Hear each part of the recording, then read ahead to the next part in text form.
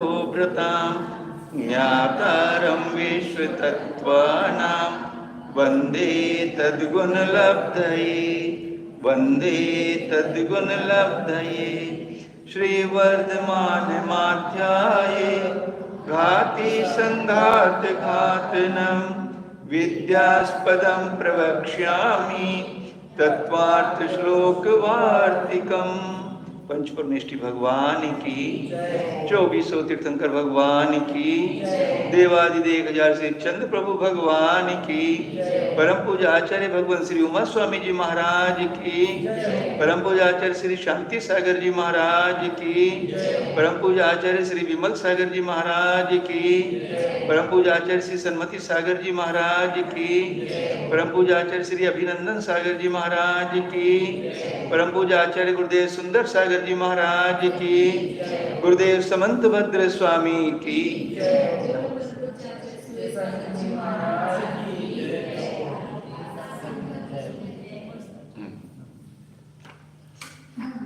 इसका 46 में और 40 हो गया है, जैसे 43 चलेगा भी। प्रकरण क्या चल रहा था कि शब्द नित्य है और शब्द की अभिव्यक्ति होती है। तो शब्द की अभिव्यक्ति मतलब क्या है?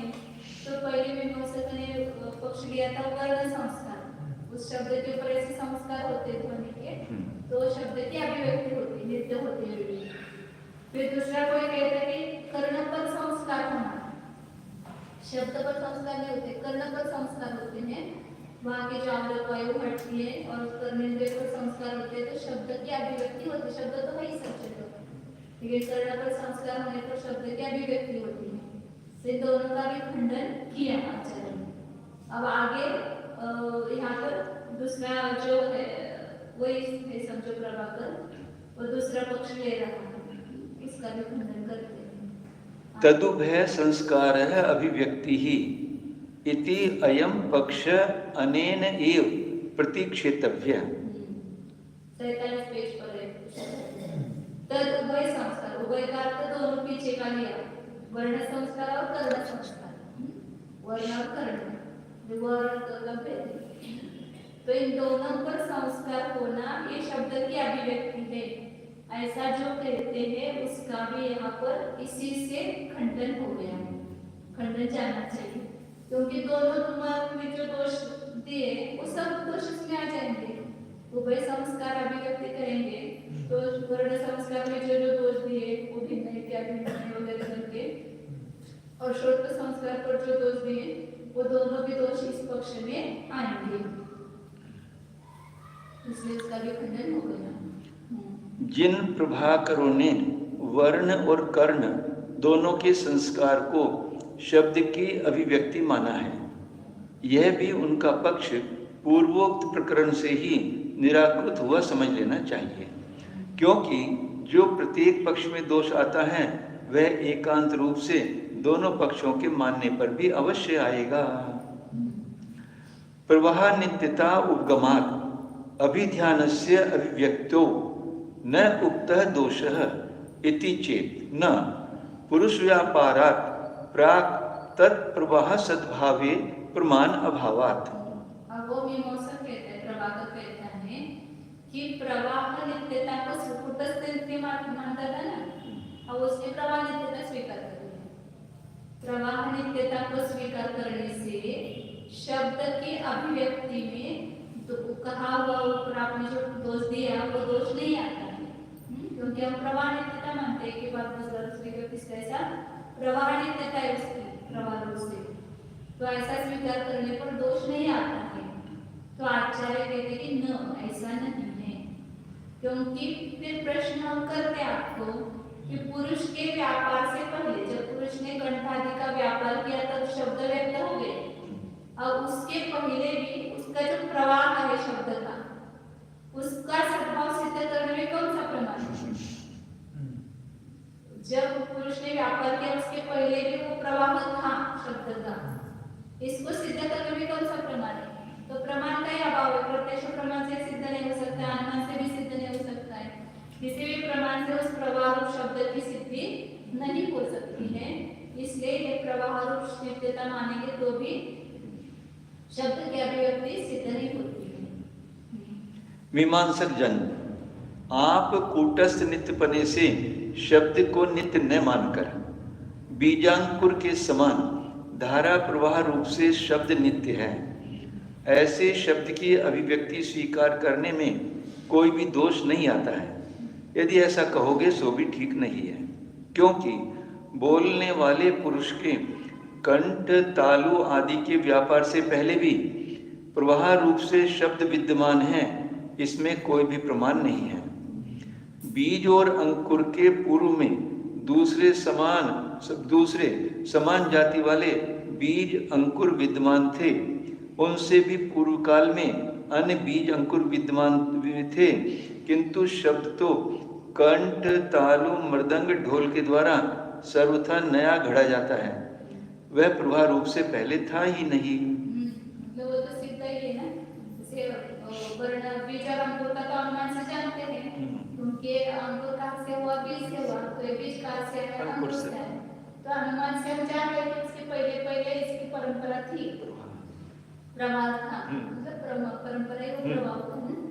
ऐसे यहाँ पर शब्द का पहले प्रवाह होता है, शब्द से शब्द हुआ है, या ऐसा कहाँ सिद्ध होता है? वहाँ तो जब पुरुष ने व्यापार किया तभी तो शब्द की उत्पत्ति दिखाई देती है, वो पहले भी था शब्द प्रवाह रूप से, ये सिद्ध नहीं होता है ना। प्रत्यभिज्ञानम प्रमाणम इति चेत, वो कहते हैं कि इसका प्रमाण है प्रत्यभिज्ञान, जो पहले शब्द था वही अभी है।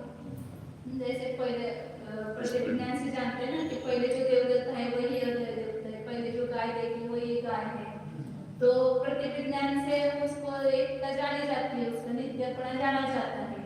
ऐसे प्रत्यभिज्ञान से शब्द के प्रभाव को जाना जाता है, ऐसा वो उत्तर दे रहा है। प्रत्यभिज्ञान इसमें प्रमाण है, प्रमाण का अभाव है कहने से, तो उसका उत्तर आचार्य के आगे देंगे। दर्शन और स्मरण को कारण मानकर उत्पन्न हुए पहली और वर्तमान पर्याय को जोड़ रूप से विषय करने वाले ज्ञान को प्रतिभिज्ञान कहते हैं। हाँ, का स्मरण हो रहा है, अभी वर्तमान में प्रत्यक्ष है, कोई व्यक्ति को दिख रहा है, हाँ ये कल हमने उस व्यक्ति को देखा था, वही यह व्यक्ति है, इस प्रकार का जोड़ ज्ञान होता है, वो प्रतिभिज्ञान है। जैसे कि यह वही देवदत्त है, यह गवय यानी रोज गौ के सदृश है, इसी प्रकार यहाँ भी यह वही गकार है, ऐसी प्रमाणात्मक प्रतिभिज्ञा होती है। अतः उच्चारण के पहले भी शब्द विद्यमान था। यदि आप मीमांसक ऐसा कहोगे तो आचार्य कहते हैं कि देखो, तत्सादृश्य निबंधनम एकत्व निबंधनम वा। आचार्य दो प्रश्न किया, आप बोल रहे हैं प्रतिभिज्ञान से शब्द को विषय बना सकते हैं, शब्द के प्रवाह नित्यता को, तो फिर दो प्रश्न किए, कौन से प्रतिभिज्ञान से आप जानेंगे उसकी प्रवाहता? सादृश्य निबंधन प्रतिभिज्ञान से एकत्व, दो प्रकार के अनेक प्रकार के प्रतिभिज्ञान है। सादृश्य मतलब यह उसके समान है, जैसे गाय को देखा और गवै को देखा तो गाय के समान देखा है, क्या उनको प्रतिभिज्ञान हो रहा है? आपको वो देख सकते हैं, हाँ, तो ये वही है जो वैराग में माता बनी थी। ये कौन सा प्रतिभिज्ञान हो गया? एकत्व। अब वो नहीं उनकी बहन आ गई तो क्या ये वो जो वैराग में माता बनी थी उनके समान ही ये है, सादृश्य प्रतिभिज्ञान। अभी कौन सा हो गया? एकत्व प्रतिभिज्ञान, वही माता है, ऐसा। तो आचार्य कह रहे कि ये आप शब्द की नित्यता को जान रहे हो, कौन से प्रतिभिज्ञान से जान रहे हैं?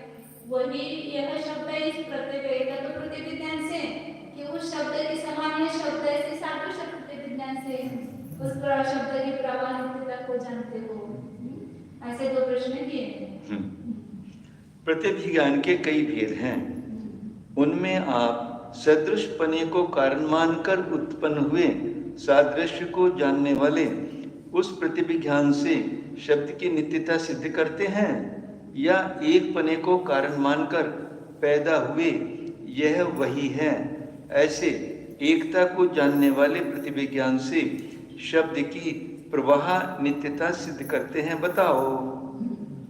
अब एक में क्या दोष आता है वो दिखाएंगे। न तावत आद्य पक्ष सादृश्य निबंधनात् प्रतिविज्ञानात् एक शब्द प्रवाह असिद्धे है। पहला पक्ष ले लिया, सादृश्य प्रतिविज्ञान से हम सिद्ध करते हैं कि शब्द का एक ही शब्द का प्रवाह चल रहा है, तो नहीं हो सकता है, क्योंकि पहला पक्ष ठीक नहीं है। क्योंकि सादृश्य निबंधन प्रतिविज्ञान से क्या सिद्ध होता है? दोनों की भिन्नता सिद्ध होती है ना, भले समान है लेकिन दो व्यक्ति अलग है, ये सिद्ध होता है। तो यहाँ पर एक शब्द के प्रवाह की सिद्धि नहीं होगी। सादृश्य प्रतिविज्ञान से एक ही शब्द का प्रवाह चल रहा है, पहले समय में जो गकार था वही दूसरे समय में, वही तीसरे समय में है, प्रवाह रूप से आ रहा है। ऐसा सिद्ध होगा क्या? नहीं सिद्ध होगा। एक प्रवाह पड़ा सिद्ध नहीं होगा, एक ही शब्द का प्रवाह सिद्ध नहीं होगा सादृश्य प्रतिविज्ञान से, क्योंकि सादृश्यता किसमें होती है? वो अलग व्यक्ति में होती है ना। एक में सदृशता का ज्ञान नहीं होता है, दो भिन्न व्यक्तियों में सदृशता का ज्ञान होता है, यह उसके समान है। तो दो व्यक्ति अलग है सिद्ध हो गए ना। अब शब्द कहेंगे पहले जैसा एक गकार है तो भिन्न सिद्ध से हो गए ना, शब्द अलग अलग सिद्ध हो गए ना शब्द। पहले के गकार के समान एक गकार है तो वही नहीं है, ये सिद्ध होना। तो सादृश्य प्रतिविज्ञान से एकत्व को जानना शक्य नहीं है। उन दोनों पक्षों में आपका माना हुआ पहला पक्ष ठीक नहीं है, क्योंकि सदृशता का अवलंब करने वाले प्रतिविज्ञान से यह वही शब्द है, ऐसी एकता को पुष्ट करने वाली प्रवाह नित्यता की सिद्धि नहीं हो सकती है। सदृशपना तो भिन्न पदार्थों में पाया जाता है। ठीक है। द्वितीय पक्षे तो कुतः तद एकत्व निबंधनत्व सिद्धि। अब दूसरा पक्ष लेंगे कि एकत्व निबंधन जो प्रतिविज्ञान है उससे शब्द की प्रवाहितता को सिद्ध करते हैं, सतंत्र। तो क्या दोष आएगा? तो उसके एकत्व के निबंधनत्व की सिद्धि कहाँ से होगी, कैसे होगी? क्योंकि उसका वे आगे खंडन करेंगे। यदि आप एकत्व प्रतिविज्ञान से शब्द के नित्यत्व को मानते हुए दूसरा पक्ष स्वीकार करोगे तो शब्द के पूर्वापर एक पने को कारण मानकर उत्पन्न हुए यह वही शब्द हैं, ऐसे प्रतिविज्ञान को प्रमाण पने के कारण एक पने की सिद्धि कैसे होगी? इस प्रमाण से जानेंगे कि पहले का शब्द और दूसरे आगे का शब्द दोनों एक है। इसको जानने का कौन सा प्रमाण है? अर्थात यह प्रतिविज्ञान पहले पिछले शब्द के एक पने को ही कारण मानकर प्रमाण स्वरूप उपजा है, यह कैसे निर्णय किया जाए? समझाओ। कुछ ऐसा कुछ है ना। हाँ। एकत्व के निबंधन की सिद्धि कैसे होगी? पहला जो गकार है और आगे का गकार, इन दोनों में एक ही गकार बना है, इसकी सिद्धि किस प्रमाण से करोगे आप?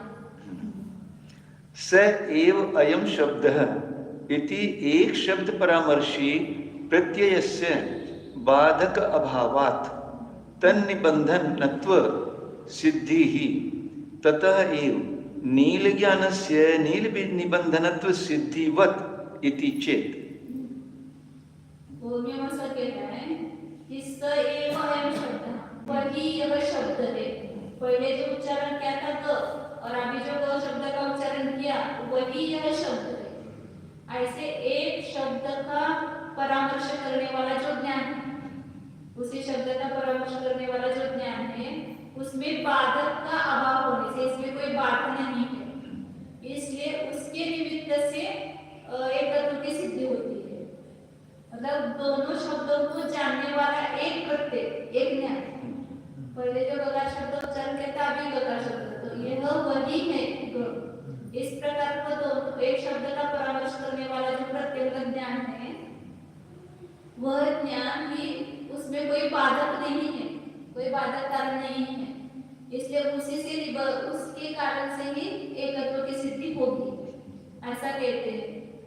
ततः एव नील ज्ञानस्य नील निबंधनत्व सिद्धिवत्। जिस प्रकार पहले नीला रंग देखा, कोई नीली चीज देखी और बाद में वो वापिस उसी वस्तु को देखा, नीली वस्तु को, तो यह वही नीली वस्तु है, यह वही देवदत्त है, ऐसा जानते हैं ना।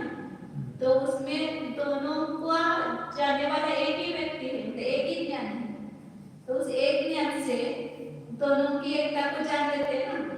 पहले जो नीली वस्तु वही है नीली वस्तु। इस प्रकार दोनों को परामर्श करने वाला जो एक प्रत्यय है उसमें कोई बाधक नहीं है, तो इससे एकत्व की सिद्धि होती है। ऐसे शब्द में होगी, कोई बाधक नहीं है, ऐसा वो मीमांसक उत्तर देता है। आचार्य फिर उसका खंडन आगे करेंगे। मीमांसक कहते हैं कि यह वही शब्द है, ऐसे पहले और पीछे के उच्चारित शब्दों में एक पने का विचार करने वाले ज्ञान का कोई बाधक नहीं है। उस कारण प्रतिभिज्ञान की प्रमाणता का प्रयोजक एकत्व रूप कारण से ही उत्पन्न होने पने की सिद्धि हो जाएगी। जैसे कि पूर्व में नीले रंग की चीज है ऐसा ज्ञान होता है, यहाँ भी बाधा रहित प्रतिभिज्ञान से नील के ज्ञान में उसी पूर्व की नील वस्तु को कारणपना सिद्ध किया गया है। ग्रंथकार कहते हैं कि यदि ऐसा हो, ऐसा कहोगे तो ये दोष आएगा। स्यात् एवं यदि तद एकत्व परामर्शिनः प्रत्ययस्य बाधकं न स्यात् स एव अयं देवदत्तः इति आदि एकत्व परामर्शी प्रत्ययवत् अस्ति च बाधकं नाना गो शब्दः बाधक अभावे सति युगपद भिन्न देशतया उपलभ्यमानत्वात् ब्रह्म वृक्षादिवत् इति। आचार्य कहते हैं कि आपका कहना होगा, स्यात् एवं ऐसा होगा, कब यदि तद एकत्व परामर्शिना प्रत्ययस्य उस पूर्व के शब्द बाद के शब्द को एकत्व का परामर्श करने वाला जो ज्ञान है उसमें कोई बाधक नहीं होगा, तब तो आपका जो कथन है वो सिद्ध होगा। जिस प्रकार स एव अयं देवदत्तः, वही वह देवदत्त है, इसमें कोई बाधा नहीं। उसके एकत्व का परामर्श करने वाला जो ज्ञान है उसमें कोई बाधा नहीं आती है, क्योंकि वही देवदत्त उसको पहले देखा था, वही देवदत्त हो सकता है। इसमें उस एकत्व का खंडन करने वाला कोई बाधक कारण नहीं है। तो उसी प्रकार इस शब्द में यदि कोई बाधक कारण नहीं होता तो आपका मत सिद्ध होता, लेकिन बाधक कारण है। क्या है बाधक प्रमाण? अस्ति च बाधकम्, बाधक है। क्या बाधक है? नाना गो शब्द, अनेक गो शब्द बाधक अभावे सति, बाधक का अभाव होने पर एक साथ भिन्न देश, कोई उसमें बाधक नहीं है तो एक साथ भिन्न देशतया उपलभ्यमान, मतलब वो शब्द आपने उच्चारण किया, एक साथ अनेक लोग कर रहे हैं, अलग अलग देशों में वो एक साथ भिन्न देश रूप से उपलब्धमान हो रहा है। 10 लोगों ने वो शब्द का प्रयोग किया तो भिन्न भिन्न देश रूप से वो शब्द पाया गया ना, तो यही उसमें बाधक है ना कि एक एकत्व में वो बाधक है। पर भिन्न देश का उपलब्ध मानो, एक साथ भिन्न देश से प्राप्त होता है। इसका अर्थ अनेक प्रकार शब्द है ना, एक प्रकार शब्द नहीं है, इसी से सिद्ध होता है। तो एक साथ भिन्न भिन्न देश से कैसे उपलब्ध होता है? यदि एक ही प्रकार शब्द होता तो अलग अलग देशों में एक साथ कैसे सुनाई देता है वो शब्द? तो जैसे उदाहरण दिया कि ब्रह्म वृक्षादिवत्, जैसे वट वृक्ष है, ब्रह्म वृक्ष का वट वृक्ष, वट वृक्षादि के समान, मतलब आदि आदि से अलग अलग अलग आएंगे ना। जैसे ये नाना देशों से एक ही साथ भिन्न भिन्न देशों से पाए जाए तो अलग अलग है ना, वो घट है, पट है, वृक्ष है, या अलग अलग आदि शब्द से है। ब्रह्म वृक्षादि मतलब ब्रह्म एक वृक्ष है, कोई घट है, कोई अलग अलग वृक्ष है समझो। ये इधर वट वृक्ष है, उधर आम्र का वृक्ष है, उधर नींबू का वृक्ष है, भिन्न भिन्न देश रूप से एक साथ पाए जा रहे हैं ना, तो उसमें अनेकता सिद्ध होती है, एकता नहीं सिद्ध होती है। भिन्न भिन्न देश रूप देश में एक साथ पाए जा रहे हैं तो वो एक नहीं है, अलग अलग है, ये सिद्ध होता है। तो शब्द भी हमें एक साथ भिन्न भिन्न देश रूप से उपलब्ध हो रहा है, तो इसका अर्थ एक शब्द नहीं है वो। तो ऐसे पूर्व शब्द और अपर शब्द इसमें एक होने में ये बाधक हो गया। यदि एक ही होता तो भिन्न देश रूप से एक साथ पाया नहीं जाता होगा। अनेकता तो में जो एकता पूरे नहीं। विश्व में एक ही दो शब्द मान रहे हैं, कोई भी एक शब्द है वो नित्य है और पूरे विश्व में व्यापक है, समान है। तो ये यहाँ पर बाधक प्रमाण है, इसलिए आपको कथन सिद्ध नहीं होता।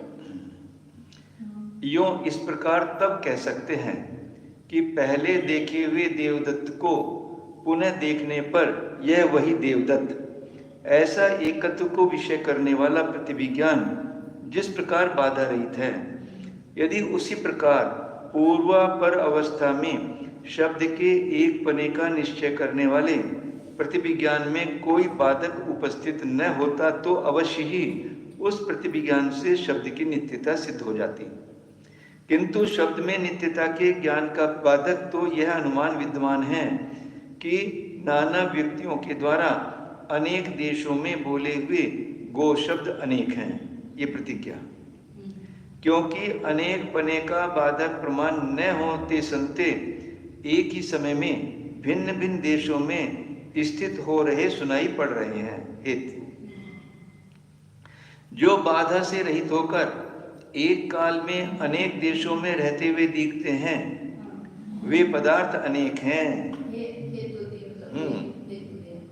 जो बाधा से रहित होकर, कोई बाधा नहीं जिसमें कि एक काल में अनेक देशों में रहते हुए दिखते हैं, तो वे पदार्थ अनेक हैं।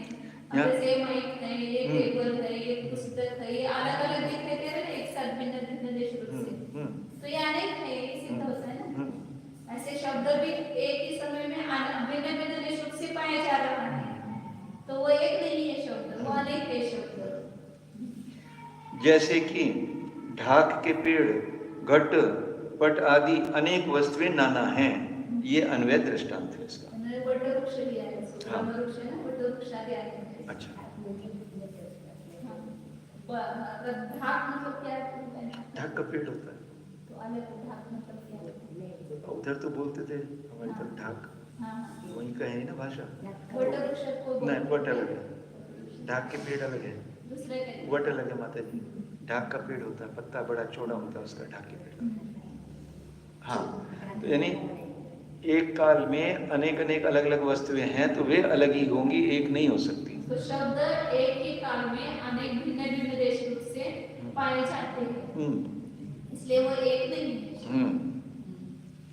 न तावत इदम एकेन पुरुषेण क्रमशः अनेक देशतया उपलम्ब्यमानेन अनेकांतिकम युगपद गृह्णात्, न अपि एकेन आदित्येन नाना पुरुषैः सकृत भिन्न देशतया उपलम्ब्यमानेन प्रत्यक्ष अनुमानाभ्याम एक पुरुषेण वा नाना जलपात्र संक्रांत आदित्य बिंबेन प्रत्यक्षतः दृश्यमानेन इति वक्तुम युक्तम, बाधक अभावे सति इति विशेषणात्।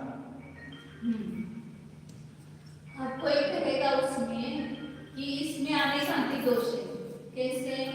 कि एक ही पुरुष के द्वारा क्रम से अनेक देश रूप से उपलब्धमान होता है।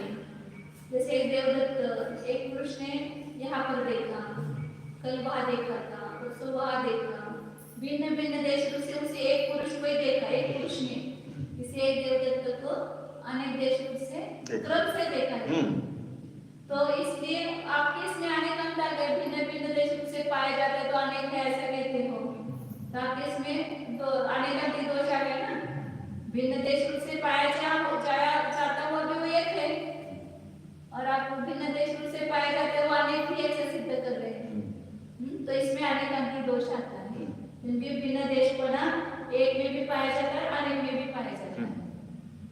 तो आचार्य कहते हैं कि अनेकांतिक दोष नहीं आता है। क्यों नहीं आता है? न पहला है ना, न अनेकांतिक, क्योंकि युगपद करना। हमने क्या शब्द लगाया पीछे विशेषण, एक साथ अनेक देश रूप से जो उपलब्ध है, क्रम से नहीं, आप क्रम से बोलते हैं तो क्रम से सिद्ध नहीं करे, एक ही साथ एक ही काल में भिन्न भिन्न देशों से जो पाया जा रहा है तो उससे अनेकता सिद्ध होती है।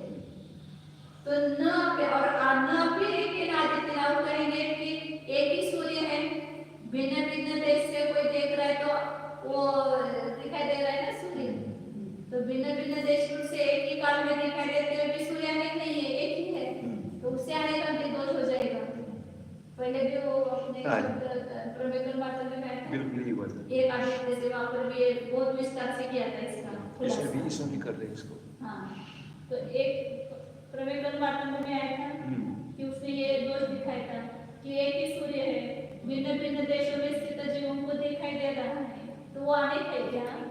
वो एक ही है ना, ऐसा उसने ये उत्तर दिया था। तो वो यहाँ पर कहेंगे तो वो भी बराबर नहीं अच्छा कहेंगे ना, पे एक आदित्य एक सूर्य के द्वारा भी अनेकांतिक दोष नहीं आता है, क्योंकि नाना पुरुष ही सकृत भिन्न देशतया उपलब्ध माने न, नाना पुरुषों के द्वारा वह एक काल में भिन्न देश से उपलब्धमान ऐसे एक आदित्य से भी अनेकांतिक दोष नहीं आता है, क्योंकि प्रत्यक्ष अनुमानाभ्याम एक पुरुषेण वा, या किसी एक पुरुष ने प्रत्यक्ष से देखा किसी वस्तु को, फिर उसके बाद अनुमान से देखा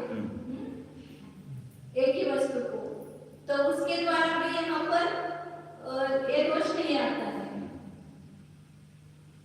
क्योंकि भिन्न भिन्न प्रमाण से देख रहे हो। और कोई कहेगा फिर एक ही सूर्य का बिंब जो है वो नाना जल पात्र रखे हुए हैं, तो भिन्न भिन्न देशों से एक ही सूर्य का बिंब नाना देशों से पाया जा रहा है ना, तो उससे अनेकांतिक आएगा, तो उससे भी अनेकांतिक नहीं आएगा। नाना जल पात्र में संक्रांत सूर्य बिंब से प्रत्यक्षतः दृश्यमान, प्रत्यक्ष रूप से देखे गए होने पर भी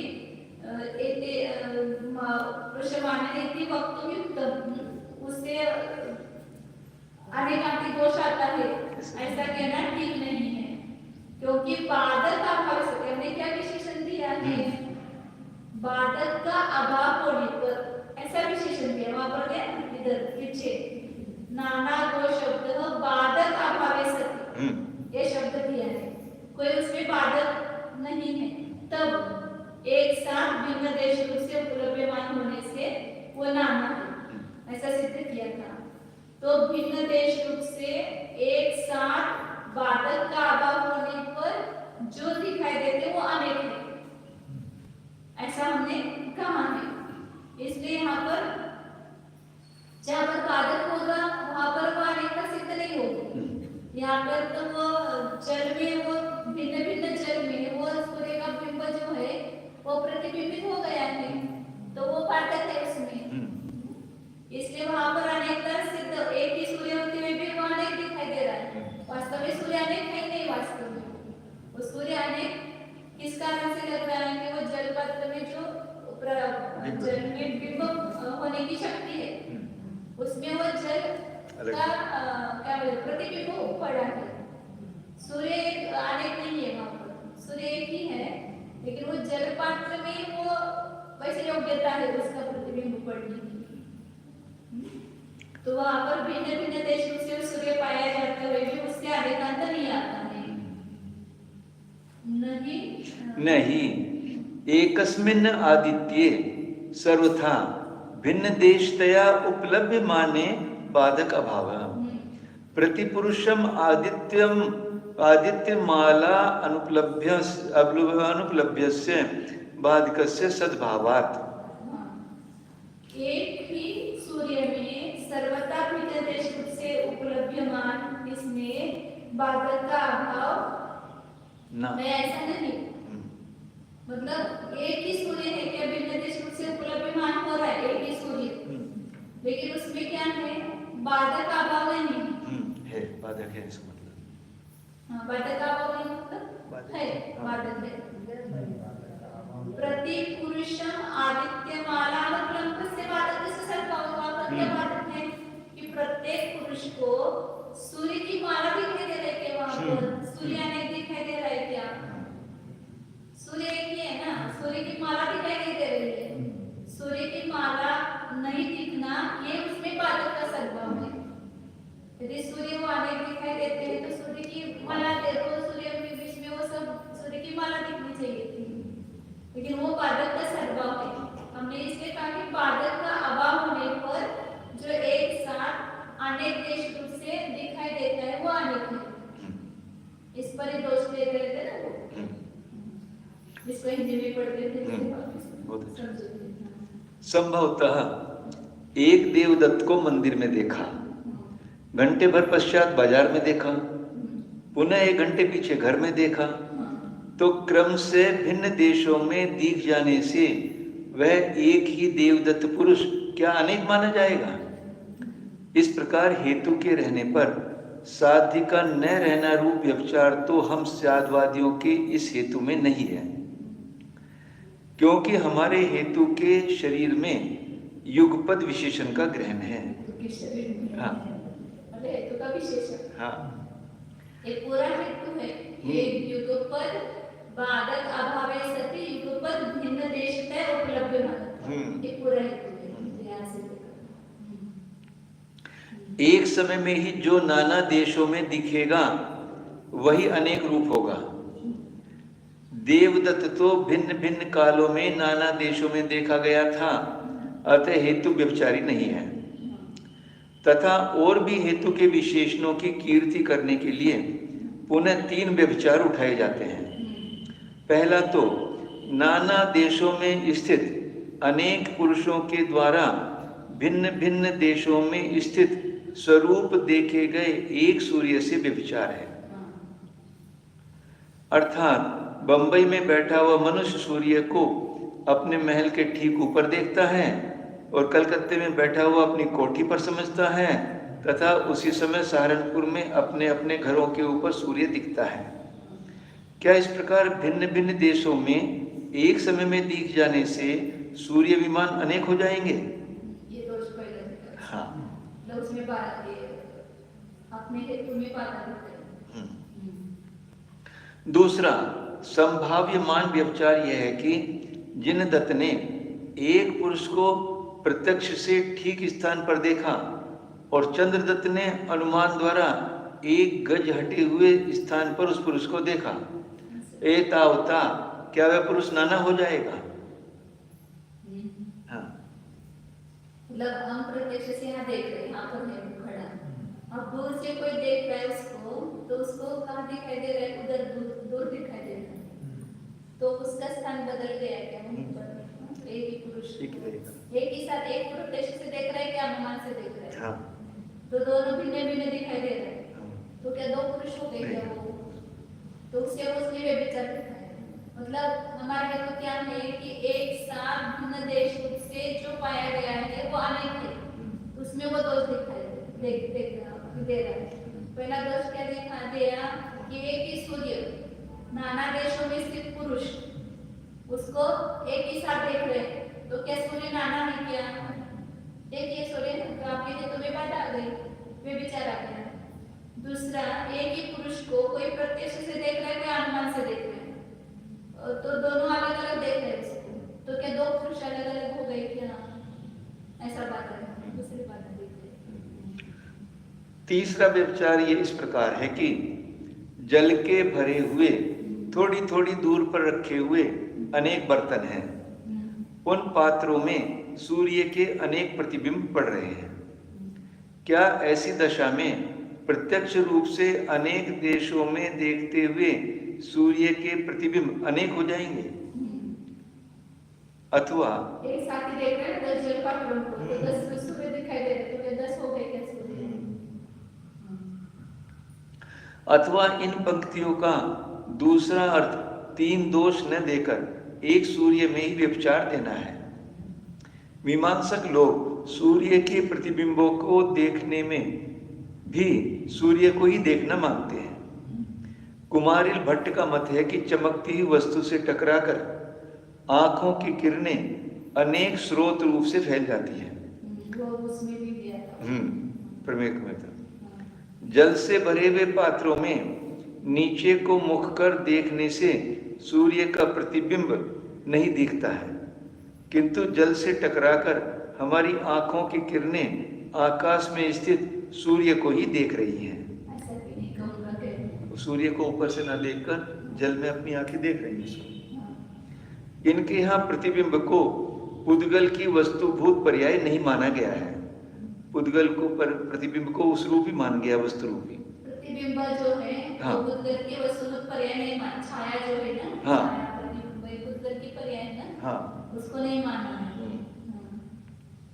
आचार्य कहते हैं कि इस प्रकार के उक्त व्यभिचार हमारे हेतु में नहीं आ सकते हैं, क्योंकि स्यादवादियों ने हेतु में बाधक अभाव विशेषण दे रखा है। बाधक का अभाव होना चाहिए। भिन्न भिन्न देशस्थ दिखते हुए सूर्य में सर्व प्रकार से बाधक अभाव नहीं है, अर्थात बाधक है। क्या एक सूर्य एक समय में भिन्न भिन्न देशों में वहीं दिख सकता है? वही है। यह हमारी दृष्टि का दोष है कि हम उस देश के तारतम्य को दूर देश से जान नहीं सकते हैं। हर एक पुरुष को अनेक सूर्यों की पंक्ति का न दिखना ही सूर्यों की अनेकता का बाधक प्रमाण विद्यमान है। जैसे एक दिख रहा है जलबिंब में, तो सूर्य मुझे तो एक ही सूर्य दिख रहा है ना। हाँ। आपको भी एक ही सूर्य दिख रहा है। हाँ। दूसरों अनेक सूर्य दिख रहे हैं क्या? हाँ, नहीं दिख रहे। सूर्य की माला नहीं दिख रही है, एक ही सूर्य दिख रहा है। अतः बाधक प्रमाण से रहित होकर जो अनेक देशों में विद्यमान दिखेगा वह अनेक अवश्य है। सूर्य का अनेक देशों में दिखना बाधित होने से मिथ्या ज्ञान है। इसी प्रकार उक्त दो स्थलों का व्यभिचार भी निवृत्त हो जाता है। हाँ, अनेक देश में जो सूर्य दिखाई दे रहा है वो अनेक सूर्य नहीं है, वो एक ही सूर्य भिन्न भिन्न देश रूप से वहां पर दिख रहा है। एक वही है। हाँ, एक ही सूर्य, एक ही है, वही है। तो ये मतलब एक और वही करते ही हो। हाँ। आगे पर्वत आदिना एकेन व्यभिचारी इदम अनुमानम इति चेत् न तस्य नाना अवयवात्मकस्य सतः बाधक अभावे सति युगपद भिन्न देशतया उपलभ्यमानत्वं व्यवतिष्ठते। निरअवयवत्वे तथा अभाव तथा भाव विरोधात् निरअवयवत्वे तथा भाव विरोधात् एक परमाणुवत्।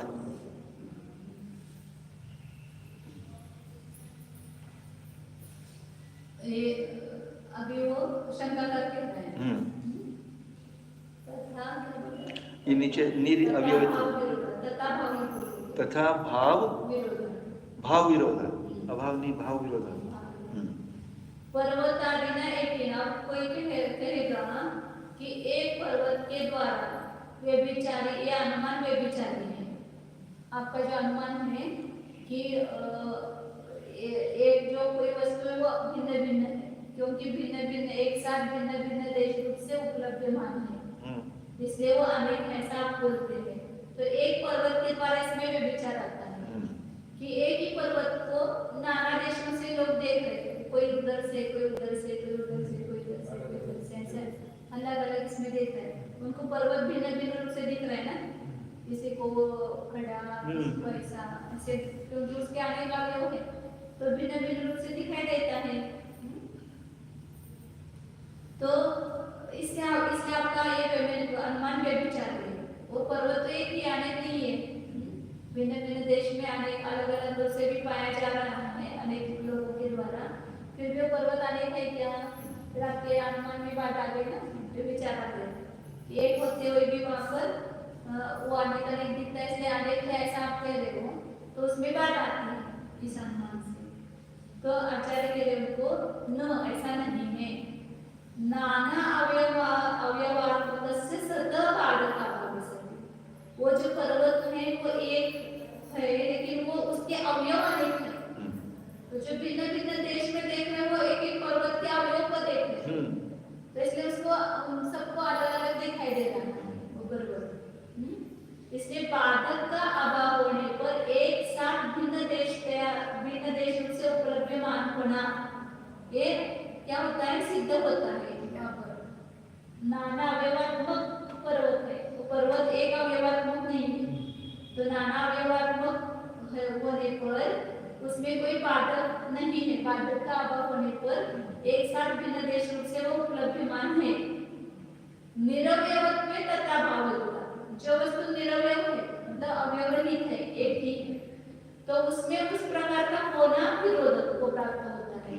मतलब भिन्न भिन्न एक साथ भिन्न देश रूप से उपलब्धमान होना उसमें नहीं हो, मतलब बाधक विरोध का विरोध है, उसमें विरोध होगा, ऐसा होने में विरोध होगा। हाँ। जो निरवयत्व है तो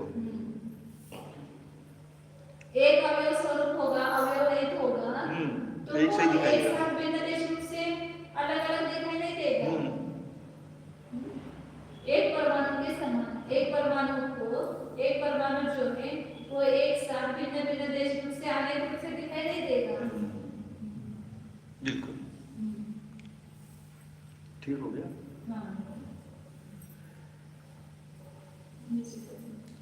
हाँ, प्रतिवादी कह रहा है कि एक हिमालय पहाड़ को किसी व्यक्ति ने शिमला में देखा, दूसरे ने उसी समय मसूरी में देखा, तो क्या वे पहाड़ अनेक हैं? इस प्रकार शब्द को नाना सिद्ध करने वाला आप जैनों के अनुमान का हेतु एक माने जा रहे पर्वत, नदी, देश आदि से व्यभिचारी हो जाएगा। आचार्य कहते हैं कि मीमांसकों का यह दोष भी देना ठीक नहीं है, क्योंकि वे पर्वत, नदी आदि अवयवी अपने अपने अनेक अंशों से तदात्मक युक्त होकर ही एक समय में भिन्न भिन्न देशों में स्थित बाधा रहित होते संते दिखते हैं। यह निर्दोष सिद्धांत व्यवस्थित हो रहा है। अतः अपने अवयवों की अपेक्षा से पर्वत आदि अनेक ही हैं। हेतु और साध्य इन दोनों के रहने पर व्यभिचार नहीं हो सकता है। यदि पहाड़ों नदियों को एक परमाणु के समान अवयव रहित मानोगे, तो जिस प्रकार अनेक देशों में दिख रहे हैं, उतने लंबे चौड़े एक अवयवीपन का विरोध हो जाएगा। आप मीमांसक लोग बौद्धों के समान अवयवी पदार्थ का खंडन नहीं करते हैं, किंतु अवयवी को मानते हैं। अवयवी पदार्थ का खंडन नहीं करते हैं।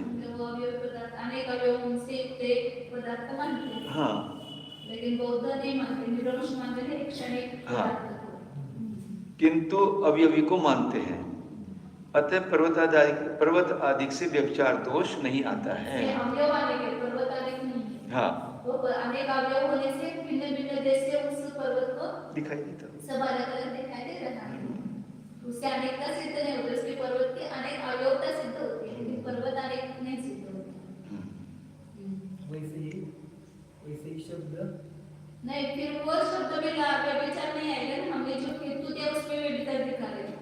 भिन्न एक साथ भिन्न देश रूप से दिखाई देना, उससे हम अनेकता सिद्ध कर रहे हैं, तो उसमें वो बाधा दिखाता है कि पर्वत अनेक देश रूप से एक साथ दिखाई दे रहा है, तो क्या अनेक हो गए क्या पर्वत? तो उसको उत्तर क्या दिया चले कि वो नाना अवयव है, उसके भिन्न भिन्न देश रूप से दिखाई दे रहे थे। तो उससे नाना अवयव होने से उसमें अनेकता नहीं है, वो पर्वत एक ही है।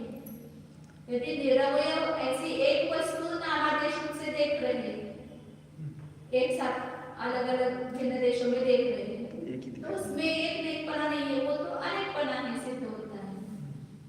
ये पर्वत एक होते हुए भी उसमें अवयव अनेक है, तो इसमें भिन्न भिन्न देश में भिन्न भिन्न रूप से दिखाई दे रहा है, फिर भी वो एक है, तो उसमें अनेकता सिद्ध नहीं होती। लेकिन हमने क्या कहा है कि निरवयव ऐसी कोई एक वस्तु है और अब भिन्न भिन्न स्थानों में एक साथ दिखाई दे रही है, तो वो अनेक है, ये सिद्ध होता है। जैसे एक परमाणु होता है ना, परमाणु जो है तो निरवय है। एक ही होगा ना, अनेक नहीं होगा ना। जैसे एक परमाणु निरवय है तो तो एक परमाणु एक है, लेकिन वो भिन्न देश रूप से पाया जा रहा है, तो वो अनेक परमाणु हो गए ना। एक वही परमाणु नहीं है सब देशों में, अलग अलग परमाणु है। हाँ जैसे पर्वत एक परमाणु अलग अलग है। हाँ।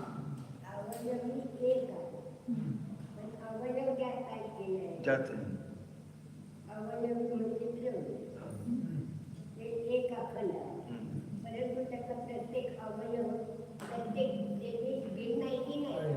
वहाँ जो एक पर्वत को भिन्न भिन्न देशों में जो दिख रहे हैं, उसका एक एक अवयव दिखाई दे रहा है ना हमको।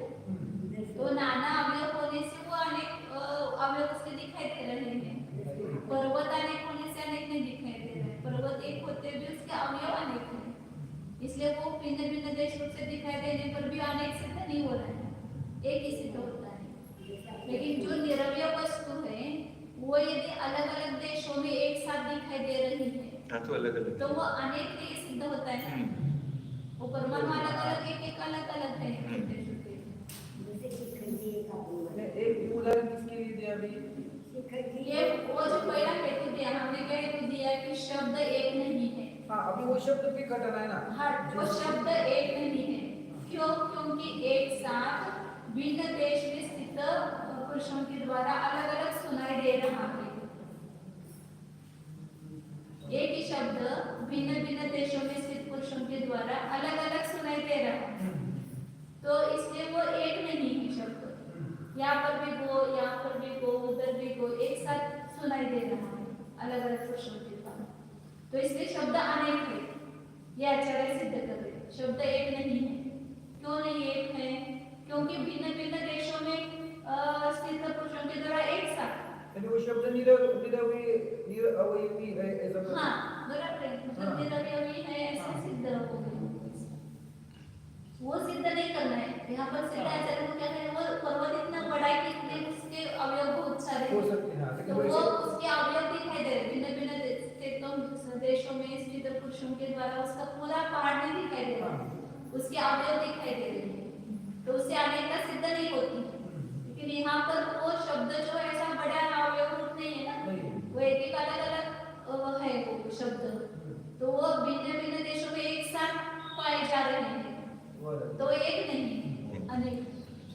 इसलिए दो विशेषण के महत्व क्या जन्म है कि बाधक का अभाव होना और ये उपपद होना।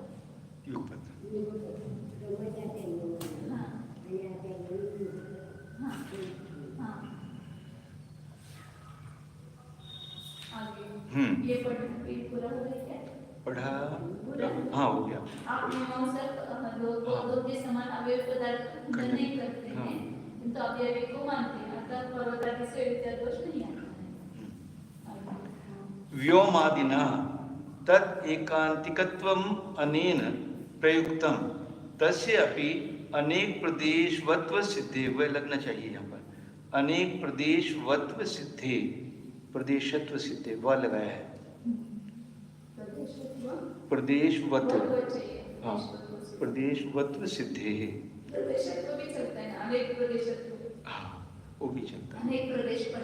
हाँ खादेहे अनेक प्रदेशत्व आदे आदे एक द्रव्य विरोध इति चेत न नाना देशस्य अपि घटादेहे एक द्रव्यत्व प्रतीतेः न हि एक प्रदेशत्वेन एव एक द्रव्यत्वं व्याप्तं येन परमाणोः एव एक द्रव्यता न एक द्रव्यता न अपि नाना प्रदेशत्वेन एव यतः घटादेहे एव इति व्यवतिष्ठते।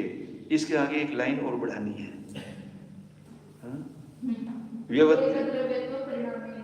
एक द्रव्यत्व परिणामेन तस्याः व्यापत्व दर्शनात् सकल लोक प्रसिद्धा ही एक द्रव्यत्व परिणतस्य एक द्रव्यता नाना द्रव्यत्व परिणतानां अर्थानां नाना द्रव्यतावत्। सबसे नीचे की लाइन में व्यवतिष्ठते उसमें बढ़ाना है एक द्रव्यत्व, एक द्रव्यत्व नाना न एक द्रव्यत्व परिणामेन हाँ लिखा, एक द्रव्यत्व परिणामेन तस्याः हाँ व्याप्तत्व दर्शनात्, व्याप्तत्व दर्शनात्, दर्शनात् हाँ पूर्ण विराम, हाँ सकल लोक प्रसिद्धा ही, प्रसिद्ध ही हाँ बस, इसके बाद ही के बाद एक द्रव्य आ जाएगा अपने। हाँ हम्म।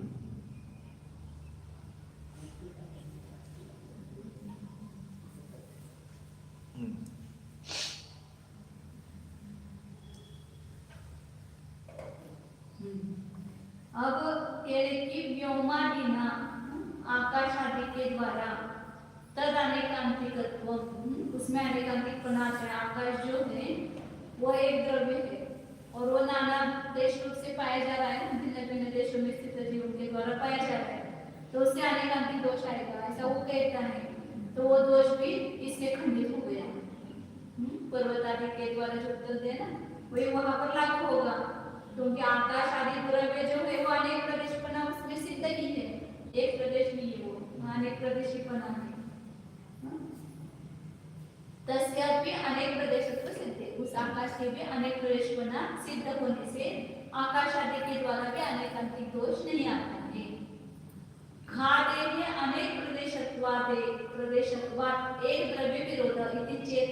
अब कोई कहता है आकाश आदि में अनेक प्रदेशपना होने से उसमें एक द्रव्य का विरोध आता है, मतलब एक द्रव्य नहीं हो सकता है, पूरा आकाश एक द्रव्य नहीं हो सकता है क्योंकि अनेक प्रदेश हैं, तो एक द्रव्य होने का विरोध है, ऐसा कोई कहता है।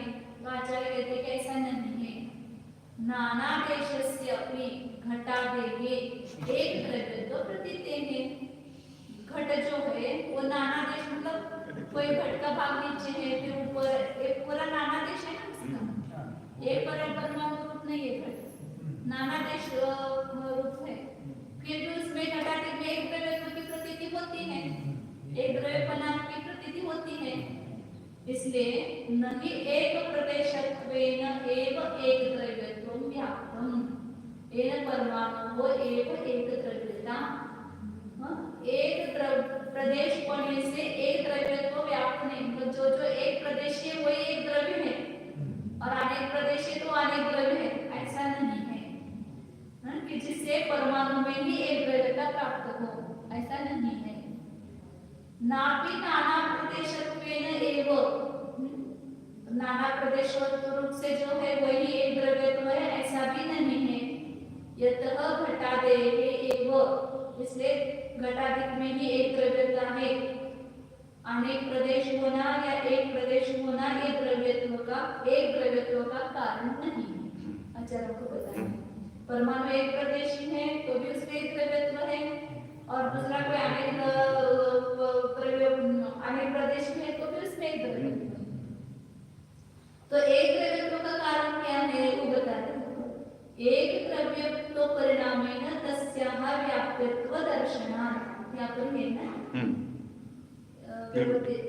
यदा घटादेहे एव इति व्यवतिष्ठते, एक उसमें एक द्रव्यता क्यों है, क्योंकि एक द्रव्यत्व परिणाम रूप से उसकी व्याप्ति है, तस्याः व्याप्तत्व दर्शनात्,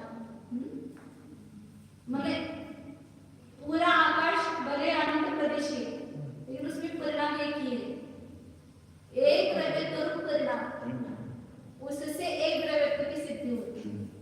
एक द्रव्यत्व की सिद्धि किसके साथ व्याप्त है, एक द्रव्यत्व के परिणाम के साथ व्याप्त है। एक प्रदेश या अनेक प्रदेश के साथ उसकी व्याप्ति नहीं एक द्रव्यत्व की, जो एक प्रदेश है वो एक द्रव्य और अनेक प्रदेश वो अनेक द्रव्य, ऐसा नहीं, या अनेक प्रदेश है वो एक द्रव्य, ऐसा नहीं। जिसमें एक द्रव्यपना है, एक द्रव्यपना रूप से परिणाम चल रहा है, तो वो एक द्रव्यत्व का कारण है। हाँ, पूरे आकाश में एक परिणाम चल रहा है, इसलिए हमने वो ये देते हैं ना, प्रश्न करते हैं कि कालांतर में बाहर नहीं है तो बाहर क्या अलोक आकाश की परिणति कैसे होती है, तो एक आकाश अखंड यहाँ के कारणों के द्वारा जो आकाश में परिणति हुई लोकाकाश में, वो पूरे आकाश में हुई। वो आकाश के किसी एक प्रदेश में नहीं हुई परिणति, वो पूरे आकाश में परिणति होती है। तो एक द्रव्यत्व का परिणाम माता जी या आचार्य फिर अखंड ऐसा क्यों शब्द नहीं एक द्रव्यत्व परिणतस्य है ना, एक द्रव्यत्व परिणतस्य एक द्रव्यता, एक द्रव्यत्व से जो परिणत है उसमें एक द्रव्यता है। उसकी व्याप्ति किसके साथ है? एक द्रव्यत्व परिणाम के साथ उस एक द्रव्यता की व्याप्ति दिखाई देती है। हाँ, सब ऐसे संपूर्ण लोक में प्रसिद्ध है या एक द्रव्यत्व परिणतस्य एक द्रव्यता। ये जो द्रव्यत्व परिणति है पूरे हमारे बिल्कुल प्रदेशों पूरे प्रदेशों में एक परिणति हो रही है। तो ये जितने में वो परिणति हुई वो पूरा एक द्रव्य है। पूरे देश में उसकी परिणति होती है ना, तो एक द्रव्यत्व परिणत जो है उसकी एक द्रव्यता सिद्ध होता है। नाना द्रव्यत्व परिणता नाना द्रव्यता नाना द्रव्यत्व से परिणत जो पदार्थ है में नाना द्रव्यपना सिद्ध होता है। नाना द्रव्यपना है हाँ पुद्गल में। तो पुद्गल में तो परमाणु ही एक द्रव्यत्व वास्तव में, लेकिन ये व्यवहार से कहेंगे कि जैसे घट एक है वगैरह, उसमें तो अनेक द्रव्यपना है, तो उसमें अलग अलग परिणति हो सकती है घट में। नीचे का भाग ऊपर का भाग अलग अलग वर्ण अलग अलग है। कोई चाहता तो सांस को झिझना कलर बदल गया उसका, तो ये तो स्कंद होने से अनेक द्रव्य है वहाँ पर। तो अनेक द्रव्यों में परिणत होना हो रहा है, तो उसमें अनेक द्रव्यत्व सिद्ध होता है। तो एक द्रव्यत्व परिणाम होना ये एक द्रव्यत्व का कारण है। यानी उदाहरण तो उन्होंने घट कर दिया और वो सिद्ध करने के लिए आकाश द्रव्य का फिर प्रदेशाच्या अपेक्षाने स्वीकारायचं नाही। ठीक है क्या लगा घट का उदाहरण दिया था, वो नीचे अलग है ऊपर मैंने घट का उन्होंने निषेध किया। हाँ। नाना देशस्य भी घटाते के एक द्रव्य परिणति न हाँ जो घट नाना प्रदेश में स्थित है फिर भी उस घट में एक द्रव्य की प्रतीति नहीं होती है, क्योंकि वहाँ हर परमाणु अलग है ना वहाँ उस घट में, तो एक द्रव्यत्व की प्रतीति नहीं है उसमें। इसलिए एक प्रदेश पना होना एक द्रव्यत्व और अनेक प्रदेश होना अनेक द्रव्यत्व ऐसा नहीं है। क्या चाहिए तो घट में कैसे घटित होगा? नाना प्रदेश बना होने से उसमें नाना घट एक कैसे द्रव्य है क्या वो? एक द्रव्य तो ये मानो ना, पहले तो पुद्गल है और वो अनेक परमाणु से बना हुआ है, फिर भी घट तो एक ही कहेंगे ना उसको। घट एक स्कंद पर्याय हो गई, हाँ। लेकिन एक द्रव्यपना नहीं है ना उसमें। पर उसको तो एक ही कह रहे हैं ना। वही एक ही वो अखंड घट है ना, अलग अलग थोड़ी है। भले ही नाना प्रदेश उसके अंदर वही है, सिद्ध करना है ना यहाँ। वही जैसे आकाश है अनंत प्रदेशी है फिर भी एक है। यदि काल द्रव का परिणमन हो रहा तो लोकाकाश में जो हो रहा वो पूरे आकाश में हो रहा, अकेले लोकाकाश में नहीं हो रहा। तो अनंत प्रदेशी होने पर भी उसमें एक पना है। ऐसे उनको घट को एक सिद्ध करना है, इसके लिए उन्होंने आकाश का उदाहरण दिया। हाँ बराबर घट में द्रव्यत्व सिद्ध नहीं करना है, मतलब अचानक सिद्ध करना है नाना प्रदेश होने पर एक द्रव्यत्व होता है ऐसा भी नियम नहीं है। नाना घट आहे तर त्याचं परिणाम वेगवेगळे। हाँ नाना और घट आहे तर त्याचं परिणाम वेगवेगळे। सुनो, पहले सुनो ध्यान से, ये की घट है। देखो या तो प्रश्न करो, तो जहाँ बैठे करने वाले ये सभा का नियम होता है, दूसरे को जवाब नहीं देना चाहिए, सुनना चाहिए। उनका जो प्रश्न है उसका उत्तर मुझे भी नहीं माता जी को देना चाहिए, ये नियम होता है सभा का। हम आपस में प्रश्न दे का उत्तर, ये सभा की अवहेलना होती है, ध्यान रखो इस बात।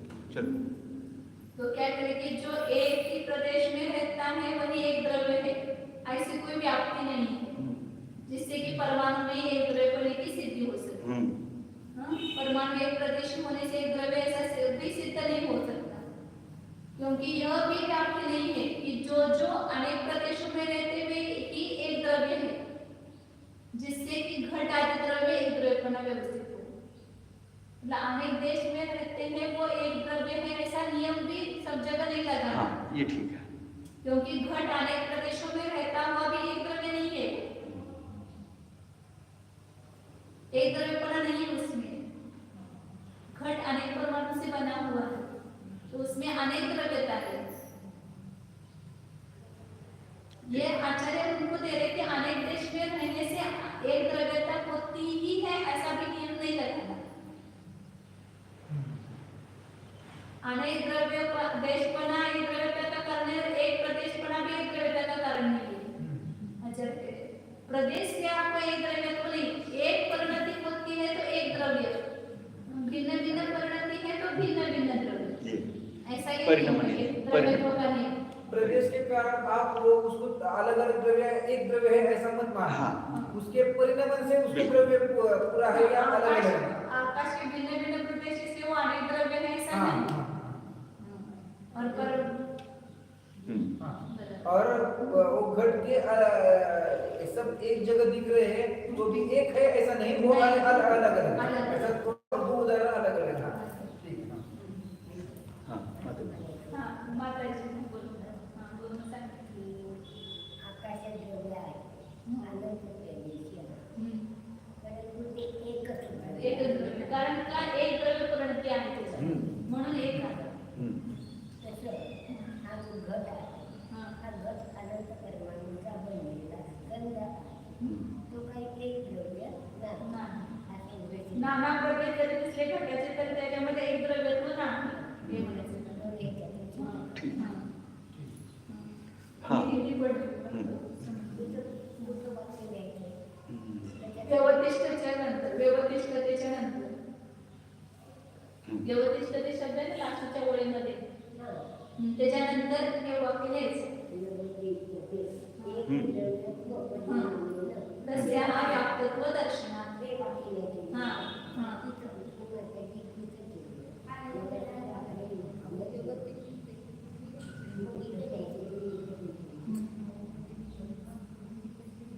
चलो भैया चले आगे। तस्या म्हणजे एक द्रव्यता, हैं?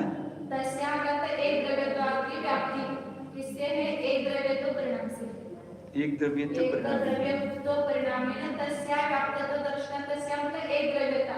हाँ जब उसकी व्याप्ति किसके साथ है? एक द्रव्यत्व परिणाम के साथ है। हाँ जहाँ एक द्रव्यत्व परिणाम है वहाँ पर एक द्रव्यता है। बिल्कुल ठीक है।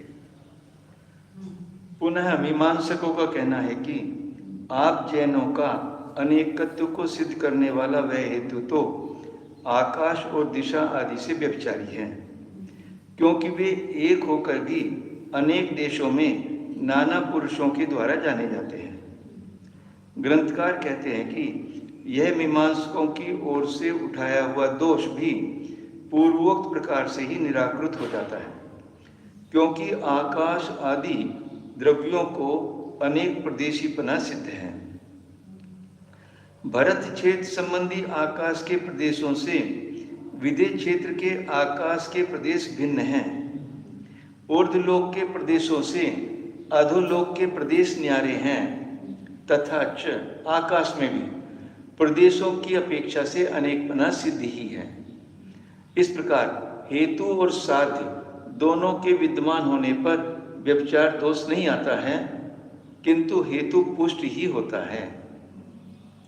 यदि मीमांसकों का यह कहना हो कि आकाश आदि के अनेक प्रदेश मानने से तो आकाश आदि के एक द्रव्यपना का विरोध हो जाएगा, वह भी ठीक नहीं है, क्योंकि एक हाथ भूमि में रखे हुए घटपट आदि को भी आप मीमांसकों ने एक द्रव्यपना माना है।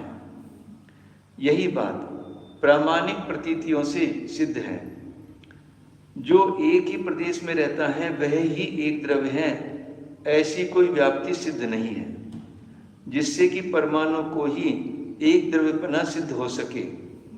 और यह भी व्याप्ति नहीं है कि जो जो अनेक प्रदेशों में रहते हैं वे ही एक द्रव्य हैं, जिससे कि घट पट आदि को ही एक द्रव्यपना व्यवस्थित होता। दूसरा नियम मानने में काल परमाणु और पुद्गल परमाणु को द्रव्यपना सिद्ध न हो सकेगा। अनेक प्रदेश को एक द्रव्य मानेंगे, हाँ तो वो काल परमाणु और पुद्गल परमाणु द्रव्यपना सिद्ध नहीं हो सकता। हाँ, ये दोनों भी एक ही प्रदेशी है ना। अनेक प्रदेशी को मान के वही वस्तु मानोगे, वही द्रव्य मानोगे तो ये द्रव्य नहीं होंगे। द्रव्य होने का नियम एक प्रदेश होना है, अनेक प्रदेश होना नहीं है। तथा अनेक देशों में रहने वाले ग्राम, नगर, मेला आदि को भी एक द्रव्यपने का अति प्रसंग हो जाएगा, ऐसा भी नहीं मान सकते। अनेक में रहने वो द्रव्य नहीं होगा और अनेक प्रदेशी वो एक वस्तुएं वो एक द्रव्य हो जाएगी, ऐसा भी नहीं होगा। ऐसा प्रसंग आएगा। हाँ। मीमांसक लोग घरों के अत्यंत निकट संयोग को ग्राम कहते हैं और इसी प्रकार नगर, मेला, सेना आदि को भी संयोग रूप गुण पदार्थ मानते हैं। अतः एक द्रव्यपने के पूर्वोक्त दोनों लक्षण ठीक नहीं है। एक द्रव्यपने का सिद्धांत लक्षण यह है कि चाहे एक प्रदेश में रहने वाला पदार्थ हो और भले ही अनेक देशों में स्थित हो, यदि उसका द्रव्यपने रूप अखंड संबंध को लिए हुए परिणाम हो गया है, उसको एक द्रव्य कहते हैं। अनेक गुण या अनेक बंध योग पदार्थों की कथनचित तादात्म्य संबंध से होने वाली परिणति से उस एक द्रव्यपने की व्याप्ति देखी जाती है। जैन सिद्धांत में कर्म नो कर्म से बंध को प्राप्त संसारी जीव को तथा सजातीय पुद्गलों से बंधे हुए अनेक देशी घटपट आदिकों को भी अशुद्ध द्रव्य माना गया है। हाँ, संपूर्ण जनता में भी यह बात प्रसिद्ध है कि अनेक द्रव्यपने रूप विश्वग भावपने से परिणत भिन्न भिन्न देवदत्त, जिनदत्त, सूर्य, चंद्रमा आदि को जैसे नाना द्रव्यपना है, उसी प्रकार खंडित एक प्रदेश में रहने वाले या अखंडित अनेक देशों में रहने वाले विश्वग भाव संबंध एक रूप एकत्व परिणति से युक्त परमाणु, कालाणु, आत्मा, आकाश, घट, पर्वतादि प्रत्येक द्रव्य को भी एक द्रव्यता प्रसिद्ध हो रही है। अश्विक भाव से क्या है? अविश्वास भाव मतलब छोड़ते रहे एक मिनट को। हाँ, अविश्वास भाव संबंध अनेक देशों में रहने वाला जो अविश्वास भाव संबंध एकत्व परिणति से युक्त, और यहाँ पर भी एक घट, पर्वत आदि बता रहे हो, अशुद्ध द्रव्य की अपेक्षा से उसको एकत्व कहा, बस अंदर परिणति हुई है, लेकिन एक द्रव्य होना सिद्ध नहीं होता। विश्व भाव एक दूसरे को नहीं छोड़ना। हाँ, अप्रकट भाव से रहना, अभिन्न और विश्व भाव यानी भिन्न रहना, छोड़ना यानी अभिन्न रूप से रहना।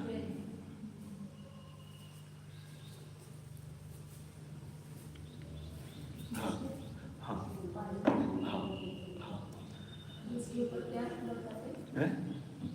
आगे का पहले। हाँ हाँ, इतने पैराग्राफ में इतना ही सिद्ध किया कि एक द्रव्यपना और अनेक द्रव्यपना, मतलब शब्द को आने सिद्ध करना चाहिए, एक शब्द नहीं है।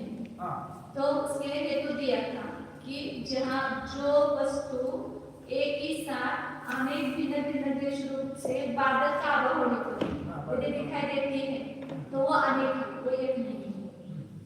तो उस पर उन्होंने विचार दिखाई सब हमारे हेतु पर 102 के द्वारा विचार आया, एक देवदत्त अलग अलग देश में दिखाई दे रहा है तो उसे भी विचार दिखाया, या एक जल पात्रों में सूर्य का प्रतिबिंब दिखाया, तो उस सब विचारों को आचार्य खंडित और इसलिए सिद्ध होता है कि शब्द जो है भिन्न भिन्न देशों से अलग अलग दिखाई दे रहा है तो वो एक नहीं है, वो अनेक है।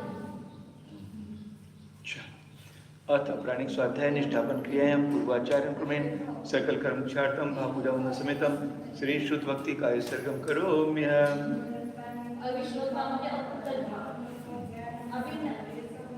चत्तारि मंगलम अनंता मंगलम सिद्धा मंगलम साहु मंगलम केवलीपन्नतम धम्म मंगलम।